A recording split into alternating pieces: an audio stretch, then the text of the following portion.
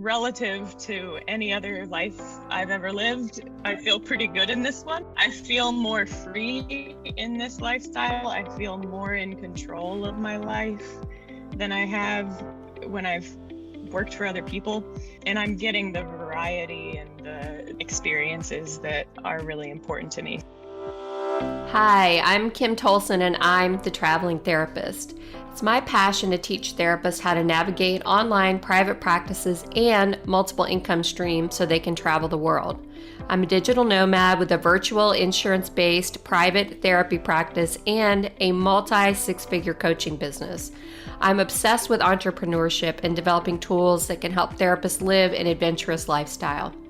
In this podcast, I will discuss my journey as a digital nomad. I'll chat with other traveling therapists and help you navigate the complexities of running an online insurance-based practice. I'm so glad to have you with me on this journey. Hi everybody, welcome back to another episode of The Traveling Therapist. I'm here with Andrea Shipley. She's an LPC and a nomadic therapist. I'm so excited to have her here. I've got so many questions. I can't wait for you guys to meet her.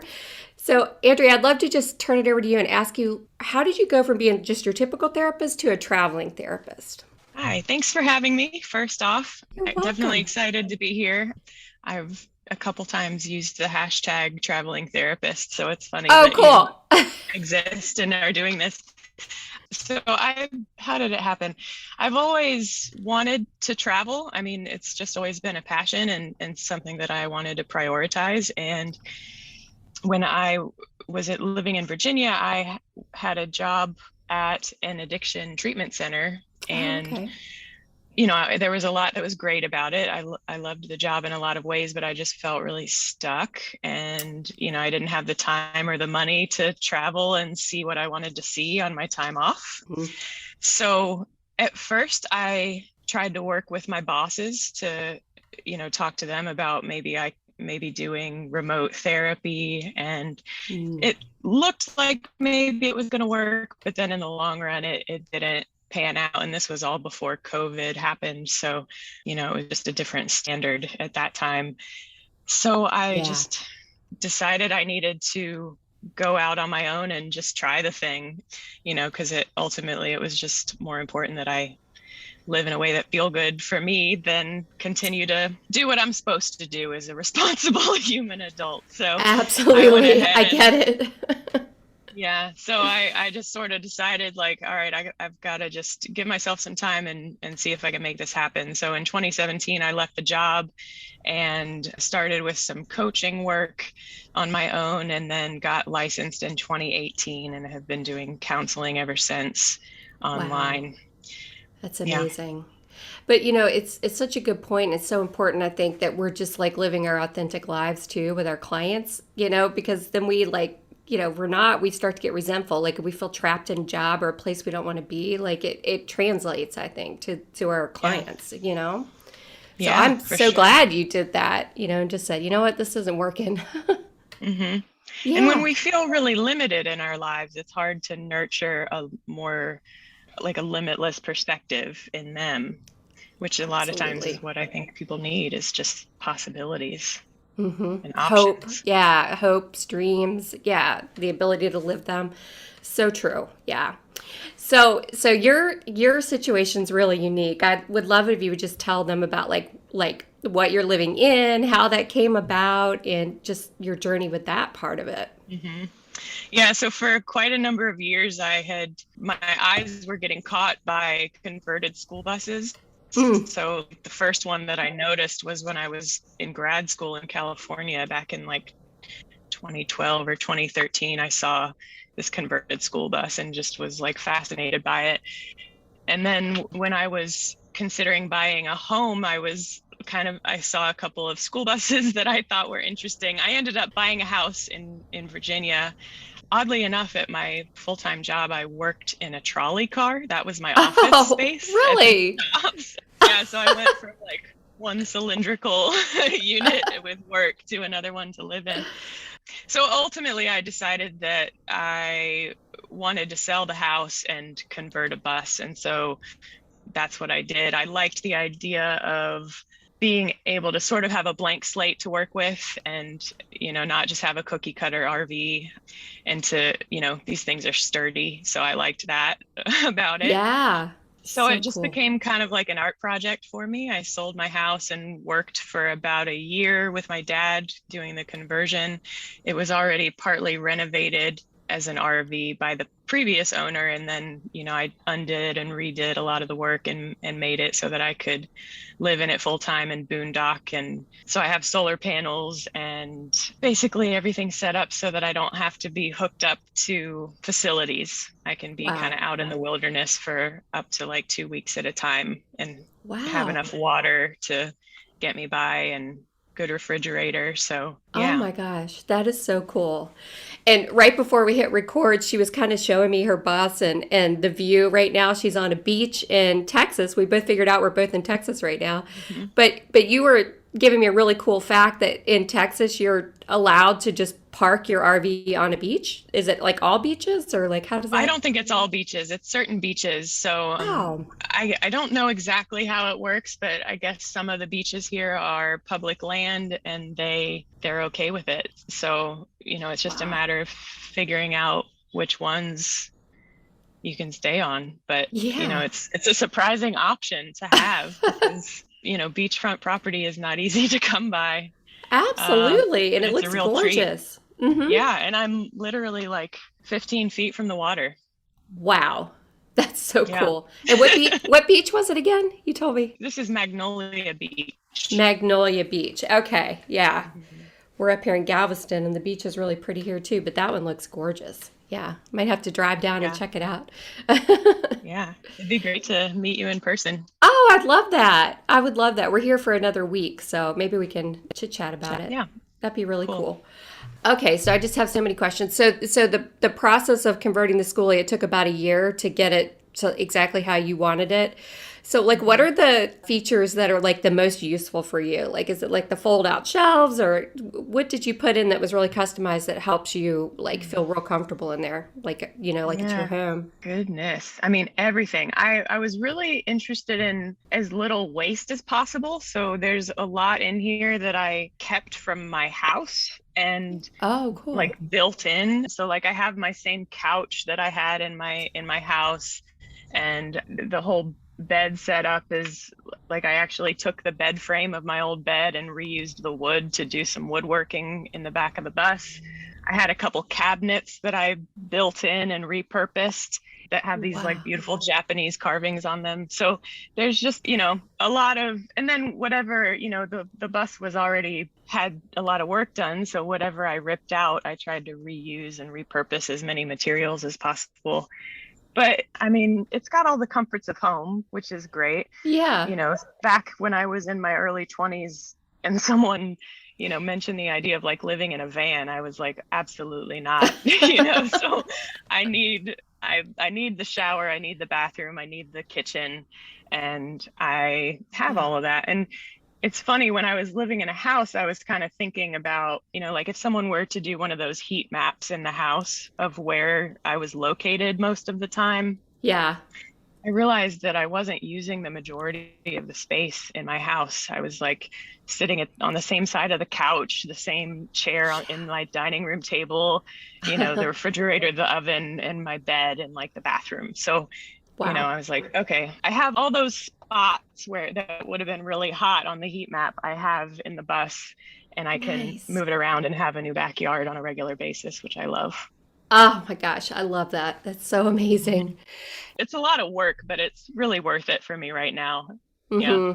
A lot of work like to like maintain everything or just the upfront work that you did, do you mean? All of it. It Oh, was a okay. lot of work up front and you have to really want it. You have to really Yeah. want this kind of life. So I mean, I've had to learn a lot about a lot of things because there's a million parts to this whole thing. And then just the process of moving from place to place is its own level of Yeah. work. And then, the process of like managing and knowing how much water you have and how much is probably in your gray tanks and when you have to get somewhere to dump it. And, like Wow. most of us never have to think about our bathroom situation. We just use the toilet and it disappears. But in something like this, you have to think about so much more than what you have to think about when you're living in a house. I bet. Yeah, I mean, that's what we're discovering too. We haven't been digital nomads long, but it definitely is like every place we move, you have to get like readjusted, you Yeah. know, to figure out like we're going from house to house, but like where are the pots and pans? How does the stove work? It's just like it is an adjustment, and it is not always like just awesome, even though it can seem that way. Yeah. But it's really cool. I have had odd experiences of like being, like when I'm going from one place to another, there have been times when say I have to stop at a rest stop or something like that and like spend a few hours or sleep for the night or something like that. And there's a real nice quality of having your own home where you can like cook your own meals and sleep in your own bed and, like watch your own TV and then just like get going again the next day. That's an odd sort of treat. I never thought I would be so happy to sleep in a truck stop or something. Oh, that's so funny. Novel. Yeah. That is awesome. Oh my gosh. So how do you decide like when to go to the next place? Do you have it all mapped out? Is it just like, hey, I feel like going to Montana today, and you just kind of make your way there? Like how's that process been for you? There are a few factors for me. A lot of it is how can I get into 70-ish degree weather? That's a big one for us too. Where is that weather? So that's part of it. And then, since I usually stay on public land, that means that there are time limits to how long I can stay in a place. And that usually maxes out at 2 weeks. Okay. Although I have recently found a couple places that are not many, but a few places that don't have limits. I haven't stayed at any of them yet, but it's interesting to know they exist. Wow. So usually from like 3 days to 2 weeks, I'll stay in a place, and that's based on the time limit or just how long I want to stay. And then, I have to make sure that I have enough space to park and maneuver my rig because it's pretty big, and I tow my car on a tow dolly behind me. Wow. So that I can actually get around when I'm in a place. Oh, wow. Then I have to make sure I have cell coverage so I can work, and make sure I have enough sunlight and I'm not totally in the trees so that I can get solar power. So those are the puzzle pieces I'm always working on fitting together. Wow. Oh, that's so interesting. So how do you research the cell stuff beforehand, like the cell coverage? Because we keep running into that too. Sometimes we have pretty good coverage, other times it's not so great. Do you have like a way that you figure that out before, or you just like keep your fingers crossed and hope it's going to work? I rely a lot on campendium.com. I don't know if you're familiar with that website, but it's been a lifesaver for me. It's basically it's kind of, another one is iOverlander, but I don't use that one quite as often. But they're websites that have a ton of campsites listed on them, from free campsites to paid campsites. And then people leave reviews. And so they also will leave reviews about how their cell coverage was. So you have to do some digging and do some research based on that. And I have, my Verizon phone and then an AT&T kind of hotspot thing that, if I can't use one, I can usually use the other in a place. Oh, that's awesome. Yeah. Okay. Mm-hmm. So have you had much trouble, or have you been pretty successful with using the websites and the 2 hotspots? Does it usually work out pretty well? Usually I will certainly get bounced off of the internet from time to time, but I have also found that happens even with stable Wi-Fi. So I think, comparably I'm doing pretty well, and my clients kind of know what's going on, and I just talk to them, hey, this is remote counseling. We might get booted. If it's really bad, I'll give you a call. But usually it's, more often than not, it works out fine. And I try to get to a place, a couple days before I start my work week so that I can troubleshoot if I need to. And sometimes have a backup plan. Sometimes I don't. Yeah. But, Yeah, twice we've been able to use like a public library, like their quiet room. That for Oh me, yeah. that's worked out well when I didn't have like good coverage or something. So, Mhm. but yeah, that's so good to just get there a couple days early. Like, don't schedule your clients like right then, like the day you get there, which I tend to Yeah. do. So I need to It be can be better about hard that. sometimes. Yeah. Hmm. There have been one or two times when I've like done client sessions in like Walmart parking lots, and because I couldn't do any better with my scheduling. And sometimes because of these time limits, I have to travel on days that I wouldn't otherwise travel, but I'm getting much better at my planning everything out so that that doesn't happen. That's awesome. Yeah. So do you feel pretty like comfortable with how you're managing everything right now? Since it's when was it? 2019 is when you really started it, or was it 2020 when you started it? I I got can't on the remember. road in the summer of 2019. Oh, okay. Yeah. So you feel like you kind of got it down because like that's my struggle and the struggle I hear with a lot of people. It's like it's just stressful. Like when does it calm down and you Mhm. can feel like comfortable with it? I'm just curious for Yeah, you. Like, yeah. does it feel good or? I'm one of those people who doesn't feel good every day. Hmm. And I just sort of have to know that about myself. So, like, no matter what my circumstance is, I'm going to have off days. So, like, relative to any other life I've ever lived, I feel pretty good in this one. Gotcha. It's I feel more free in this lifestyle. I feel more in control of my life than I have when I've worked for other people, and I'm getting the variety and the experiences that are really important to me. So, That's it's amazing. not perfect, but it's really working pretty well for me. It did take some time though, like I'm one of those people also where like every time I make a big transition, I'll have a real like, oh goodness, what have I done kind of Mm-hmm. moment Yeah. that I have to get past. Mm, right. But like I've also had periods where like I stayed with some friends of mine. I stayed on their property in Silver City, New Mexico for about 5 months Oh, wow. in the end of 2019 and beginning of 2020. And that was really nice because that gave me time to really get to know a place and like get to know the people who live in the town and sort of, act as if it was my town, and it was really wonderful. And then last year I went back to Virginia and spent, about 8 months while I was building this program that I just built. So that was good to just give me like some downtime Yeah. where I didn't have to worry about moving every 2 weeks and I could just like focus on this work project. So, it also gives me the freedom to be stable and still somewhere or move around a lot. Nice. Yeah. So I guess there are places where you can go for like 5, 6, 7 months if you want to. Like it sounds like your friend's property or back home. Did you go back home and like just stay like with family on their property or? Oh, okay. Yeah, I Yeah. did. I was parked in my parents' yard for about 8 months. Cool. Yeah. That's awesome. Yeah. That's so cool that you can just take your home wherever you want to go. It's amazing. Yeah. Yeah.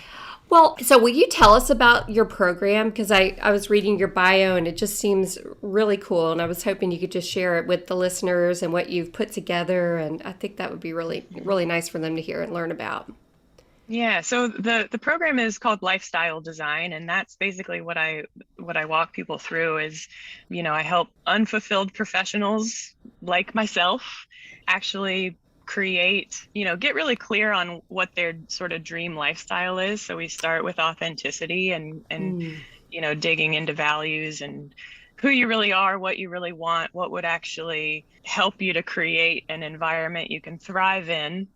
And then we go through a design process and then get into implementation so that they can actually build it and live it and see it, and then do the internal work that needs to happen so that they can really thrive in it. Because, of course, there are a lot of people who get what they want and they still yeah. don't feel good. So we work on the Hmm. mindset piece as well for the inner and outer transformation so that people can have Wow. more power over their own lives and Oh, feel that's really authentic in amazing. it. Right. And it's a live coaching, like where people come in and you guys meet together, or is it like a course content? It's both. So Okay. it's a hybrid, right? I guess that's the word. So there are 8 online modules and then 8 guided visualizations because I want it to like get into people's bones, the Hmm. transformation versus having it be all conceptual. And then I also do weekly live Q&A calls with people, and then they each Nice. get a little bit of one-on-one coaching with me as well. That's so awesome. Yeah. Does it tend to be people that want to live like this lifestyle you're living, or is it just a wide range of people? It's it's been a mixture. I've had a little bit of difficulty getting as clear on the niche as I could, like it makes Sure. sense to help people who want to be nomads, but something in me is saying like go more broad, Yeah. you don't only need to help people who want to be nomads. You can do this kind of design work even when somebody wants to just sort of stay put in their house, but they have some element of their lifestyle that needs some tweaking and needs to be more beautiful. So I Mm. have had a woman who is a pottery teacher and wanted to live on the road. Mm-hmm. And I had also a woman who was in the program. She got clear that she wanted to do some alternative healing and coaching of her own. So Oh. she moved in that direction, but, and kind of we got in a little bit into like relationship changes and all that. But she is perfectly happy living in her house and, didn't want to Mm-hmm. necessarily change that part. So I would say it's a mix, but the most important thing is just helping people get really aligned with their authenticity so that they don't feel like they're like bending over backwards or molding themselves into something that they aren't in order to Yeah. just do the American dream. I want people to do their dreams. I love that. Yeah. Oh my gosh. That's so true.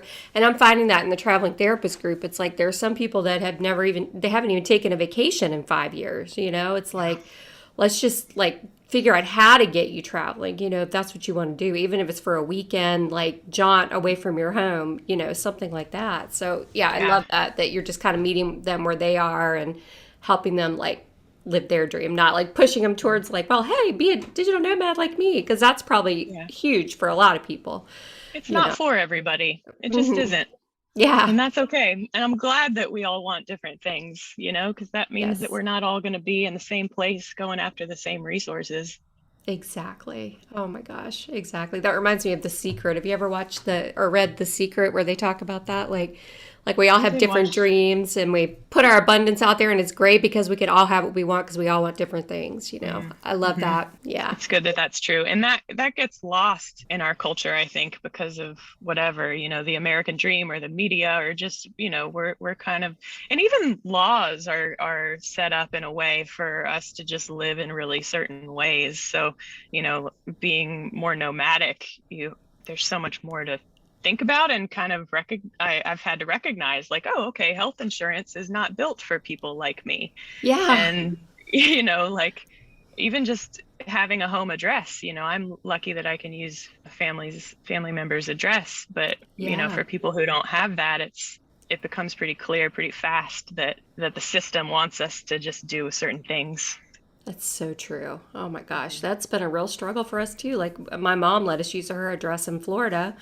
Thankfully, in the health insurance piece, like I'm in Texas and I was like wheezing like a couple weeks ago. I was like, this is so weird. I don't know if it's the allergies here or what, but I was trying to find an urgent care that accepted my insurance and there was one like an hour away. So I had to end Yeah. up just going local and paying out of pocket. But it really, that stuff really does dictate even Mm, the type of medical care you can get. Yeah. Mm-hmm. yeah, for sure. Yeah. I'm actually getting ready to meet with a insurance broker that like specializes in digital nomads, and he's got like some universal plan where you can do in network like anywhere in the country. Yeah, so I'll send that to you if you want to know more about it, but Sure. I'm hoping it'll help that problem because that stuff does come up. It's going to Mhm. come up. Yeah, I actually just enrolled this year in a medical cost sharing Oh, program that really? I haven't had to use yet, but I'm hopeful that it'll be helpful. And then there's also a telehealth aspect of it. So I Oh. can connect with different specialists via telehealth, which Mm-hmm. I don't know how that works with their state licensing, but there's so far it's Yeah. like the insurance broker I talked to was kind of under the impression that I'd be able to work with them no matter where I am. I don't know. I'm just taking his word for it at this point, but I'm Yeah. excited about that because the marketplace was not happy when I had to go to the urgent care in Tennessee instead of Virginia. Yeah. Oh my gosh. Yeah, it's such a mess. I know that night I was having that wheezing. I did use my insurance, like the telehealth component, and they asked me what state I was in, and they did connect me with a Texas provider. So, Oh, cool. Good. yeah, because I guess doctors too need to be in their state of licensure when they see you. Yeah. But interesting. Okay, so there was another part I wanted to ask you about in your travels. It's like, so you're doing this by yourself, right? Like you're just traveling alone. How is that for you? Just I don't know if I could do that. I'm just curious. Like, how is it just going all these different places by yourself? Does it get lonely? Are you like more kind of introverted and you love that stuff? Like, I'm just curious how that is for you. Yeah, it's kind of a mix of all of those. I do travel with my dog, so that helps Aw, me to feel companionship and also protected. He's gotten to the point, especially during the isolation phase, he's gotten to the point where he'll kind of bark at people who are coming close to me, which it's rude, but it also helps me to be like, okay, he's got his senses out when I don't, so that's a good thing, so that mm-hmm. helps me to feel a little bit more secure. I've been, I have a lot of people in my life who live all over the place. So I've been Oh, really blessed to be able to go to a random place and connect with somebody who I really do know, and at least have nice. little visits in different places. So that makes a huge difference. And I do like a good amount of alone time. And yes, I get lonely sometimes. And Yeah, I also got lonely when I lived in a city and had people around me all the time. So, that's true. you know, yeah, it gets lonely sometimes. And also, I don't always mind it. Mm-hmm. Gotcha. Yeah, Yeah. that's interesting. And Yeah. do But you? it would be Oh, go ahead. nice to have somebody to be like, hey, go hook up the car to the trailer. And, or, it'd be great to have some extra hands and some Yeah, extra, like, someone else to do some research for me sometimes would be really yeah. wonderful. So I can, hopefully it won't, I'll find somebody who wants to be my neighbor and caravan around with me. But for now, it's okay. Yeah, that's pretty cool. Is there like, I don't even know if this exists. Is there like a community of like traveling schooly people that like meet up together or like go to the same places together, or is there anything like I that? think so. There are Facebook groups about it. And I heard about this event called Schoolie Palooza that happens every year in Oh, Arizona, but I haven't been to it yet. But I think they gather for like a year, or excuse me, like a week each year oh, in the cool. desert and get to, I don't know, do tours of each other's buses or something, and hang out. Neat. Oh, that's So maybe neat. I'll make it to that one day. That's pretty cool. Yeah, that's very interesting. Yeah. Well, I'm glad you have Yeah, your it's dog with interesting you. once you get into these worlds, you see like how many other people are doing it.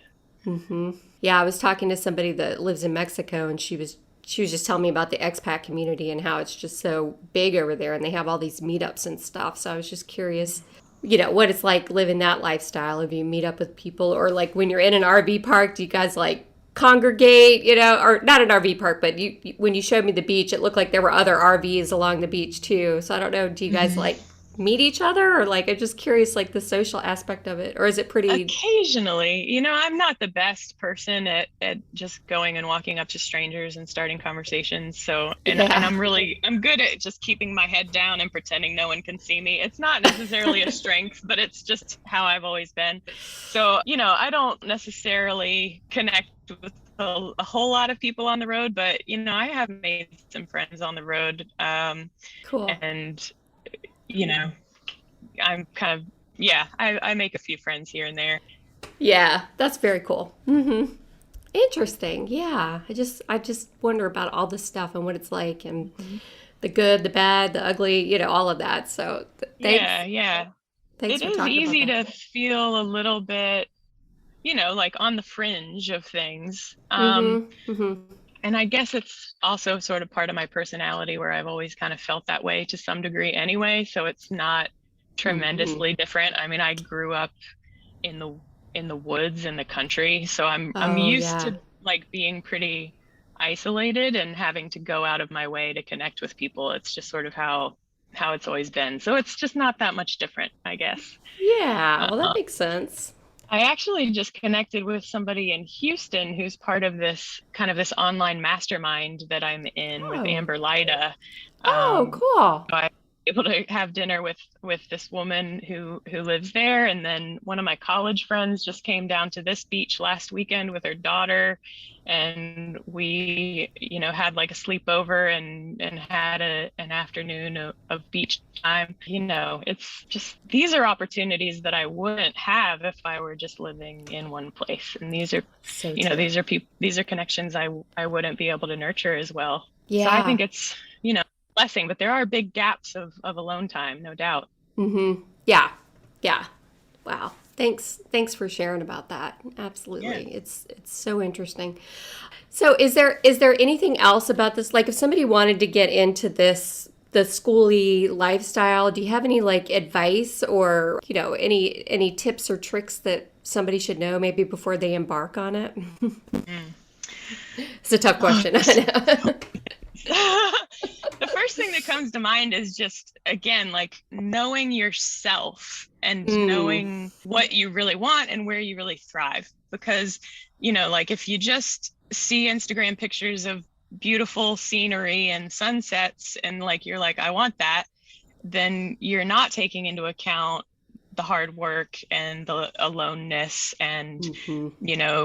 the fact that you can't like take a class in a city Yeah. for week after week if you want to learn a skill or something like that. Hmm. Um, I had done a lot of outdoor adventure stuff in college, a lot of camping and hiking, and then I took a couple cross country road trips when I was in my 20s. So I had already like roughed it and I knew Oh yeah. what it entailed. And I feel pretty comfortable out in nature and Hmm. things like that. So, for somebody who's always been kind of in a house and in Yeah. a more civilized environment than me might not thrive in this kind of situation. So I think that that's important to take into account. But for people who Mhm. really know what they're getting into, it can be so wonderful and Ah. such a unique experience. So, but I mean, I guess just knowing that it's a lot to juggle as far Hmm. as like, I'm juggling two businesses and then I'm also juggling, daily responsibilities and chores and groceries and laundry. And then I'm juggling moving my house around on a regular basis. So, Yeah. there are a lot of puzzle pieces to account for. Hmm. So I Yeah. don't know how I would do it. Like if I had kids or something like that, I think it would Yeah. obviously that would add a whole other challenge. I was thinking about it the other day, how I would do that. I'd have to hire a nanny with a van or something like that. Yeah. So That's hilarious. Yeah. Yeah, I've talked to a couple of people that are in RVs with kids, like long-term RV living, and it's real interesting. I think that would be yeah, really people hard. do it. Yeah.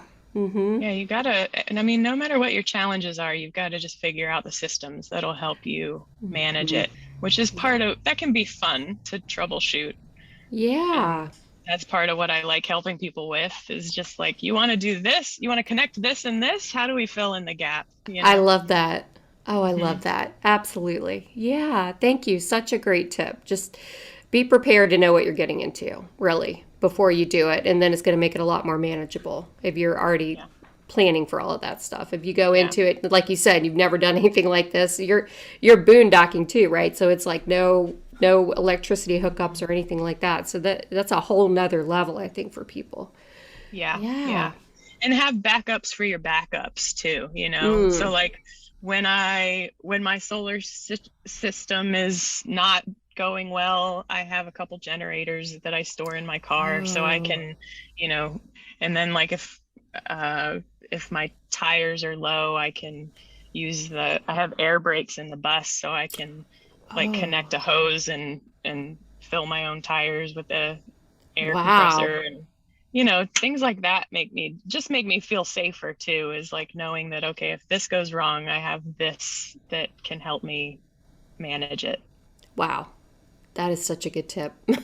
I would not even know where to begin with that, the air brakes and filling tires and all that stuff, but that's awesome.